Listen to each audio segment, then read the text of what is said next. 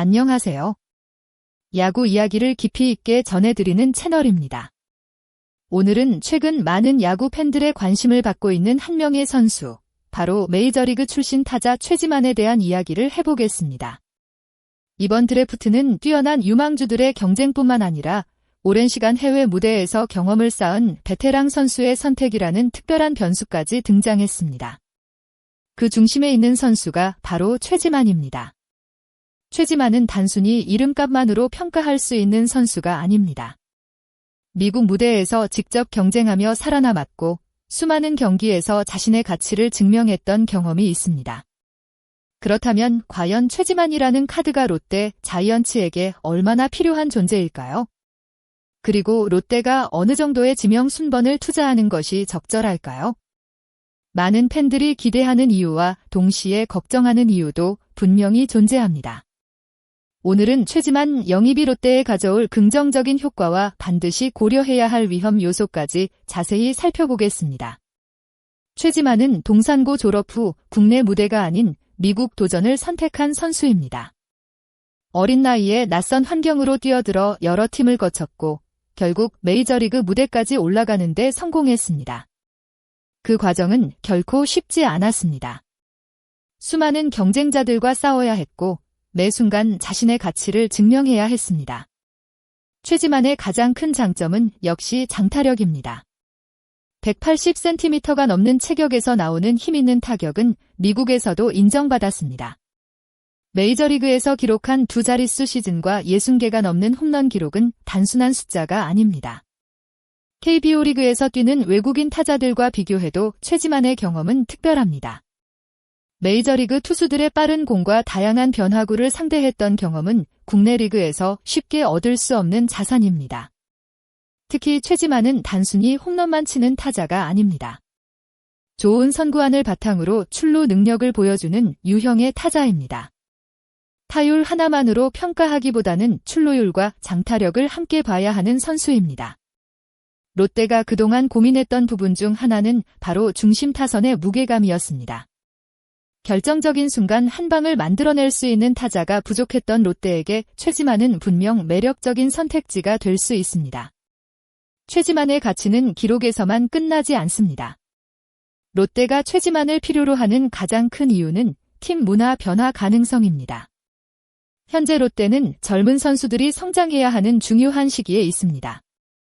하지만 젊은 선수들이 성장하기 위해서는 좋은 경기력뿐만 아니라 경험 많은 선배의 역할도 중요합니다.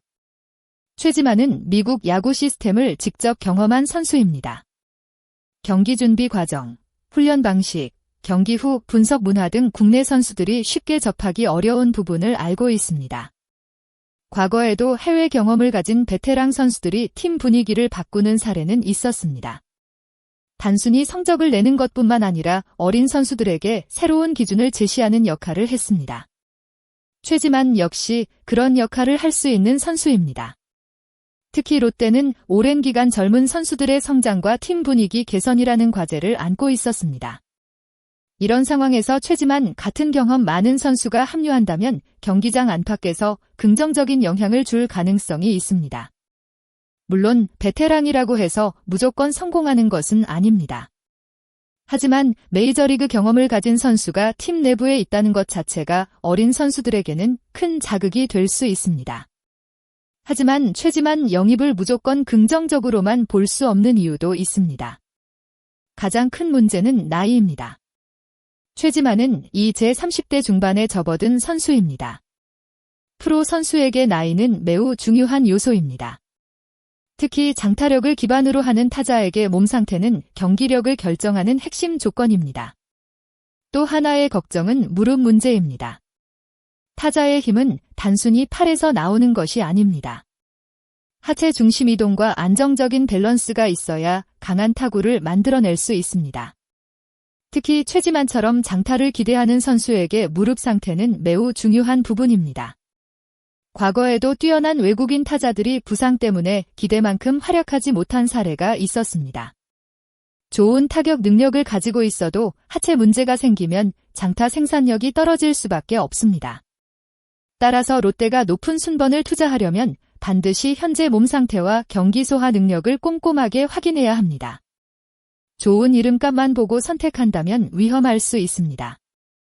반대로 건강한 상태의 최지만을 데려온다면 그 가치는 매우 커질 수 있습니다.